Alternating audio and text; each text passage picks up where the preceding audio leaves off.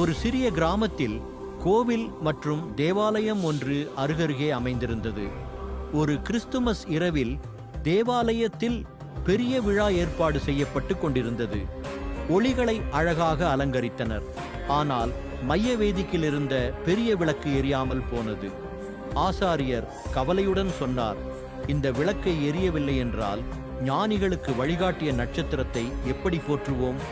அதே நேரத்தில் அருகிலிருந்த கோவிலில் திருவிழா நடந்து கொண்டிருந்தது. ஆசாரியரின் கவலையை கேட்ட கோவில் தலைவரும் தனது கோவில் விளக்கை கொண்டு வந்து கூறினார், ஒளி எல்லோருக்குமானது, அது எல்லோருக்கும் அன்பும் உண்மையும் காண்பிக்கிறது. ஆசாரியர் அந்த விளக்கை ஏற்றுக்கொண்டு இணைந்து அந்த விளக்கை தேவாலய வேதிக்கையில் எரிவித்தனர்.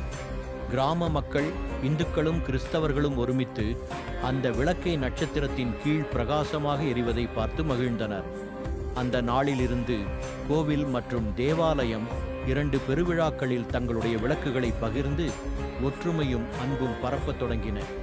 இந்த கதை அனைவரையும் ஒளி, அன்பு மற்றும் நம்பிக்கை ஒன்றிணைக்கும் என்பதை நினைவூட்டுகிறது.